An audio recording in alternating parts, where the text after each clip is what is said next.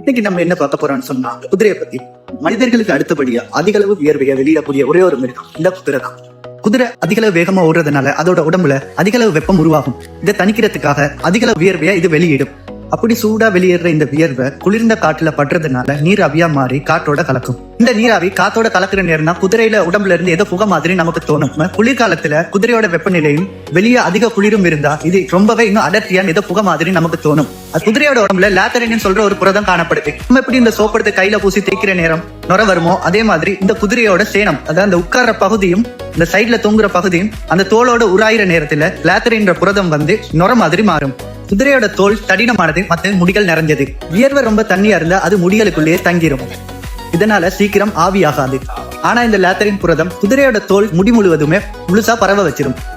இதனால குதிரையோட உடம்பு வியர்வையா இது ஆவியாயிரும். இது இயற்கையாவே இருக்கிற ஒரு கூலிங் சிஸ்டம் இந்த குதிரைகளுக்கு.